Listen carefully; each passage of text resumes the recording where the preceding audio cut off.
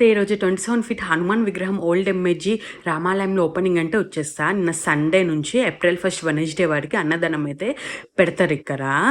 నిన్న సండే కాబట్టి భక్తులు ఎక్కువ రాలేరు. సో నెయ్యితో చేసిన లడ్డు, పులిహోర, దద్దోజనం అయితే పెట్టారు. ఇష్టం ఉన్నంత పెట్టారనమాట. కడుపు నిండా తృప్తి చెందొచ్చు అన్నదానం తినేసి. ఈరోజు భక్తులు ఎక్కువ మంది రావడంతో అన్నం అయితే అయిపోయింది. 10 నిమిషాలు క్యూ లైన్లో నించున్న తర్వాత పెట్టారనమాట. వంకాయ కర్రీ, పరమాన్నం, సాంబార్, మజ్జిగ. టేస్ట్ అయితే వేరే లెవెల్ అని చెప్పొచ్చు. చెట్టు పైన అయితే హరే రామ హరే కృష్ణ అని కూడా రాసి ఉంది.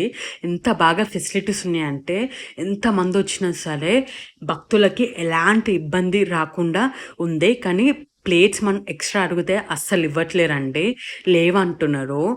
టెంపుల్ టైమింగ్స్ అయితే మనకి మార్నింగ్ అలాగే ఈవినింగ్ మాత్రమే ఓపెనింగ్ ఉంటుంది.